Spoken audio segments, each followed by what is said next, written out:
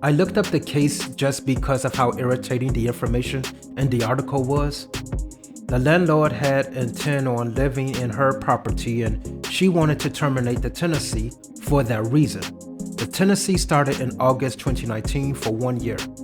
Rent is $2,100 per month and rent is behind by $14,700. Okay, so with that, I can see that 7 months the tenant didn't pay rent.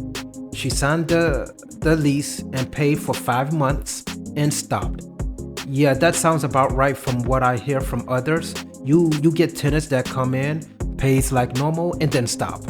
They know the eviction process better than most landlords.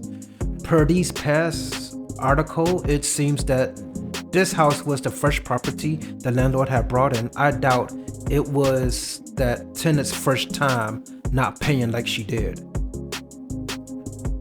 The landlord gave notice to the tenant in May 2020, which does not indicate the landlord's intent to use the property. I don't think it needs to tell the squatter what you want to use your property for. If the squatter isn't paying, the person should just leave. While the squatter was there, the landlord did take EREP, but we don't know when. She confirms there's 2 units and later that the basement is not lived in but used only for storage.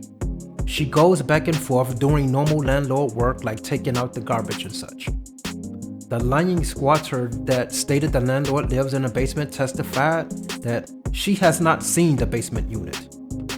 What was the point of the liar telling the Post the landlord lives in a basement when she didn't even know? Because there is no consequence for those lowlives. The squatter testified as well that she is a special patrolman for the city of New York.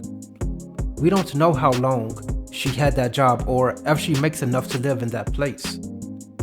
While the squatter stated that she didn't want to live in the place for free, she states in court how the landlord accepted EREP and she should be able to live there for 12 months.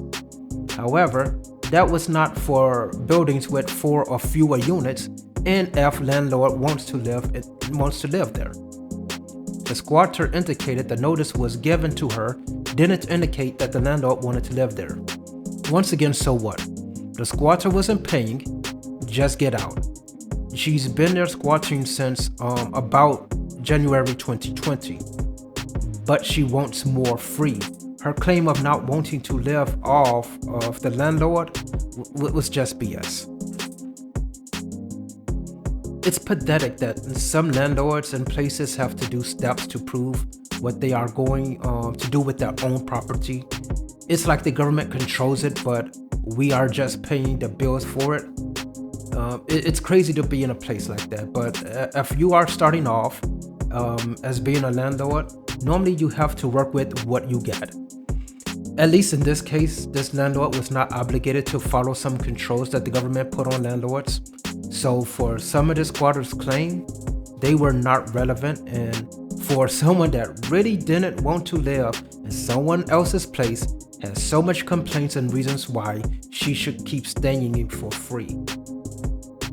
The landlord got the eviction for July the 1st, 2022 and won back rent for $14,700. It's pathetic that the landlord couldn't get all of the rent for the months the squatter was there for free. However, the courts normally aren't landlord friendly. Unfortunately, the landlord has to send the squatter her crap. More money out of the landlord's pocket.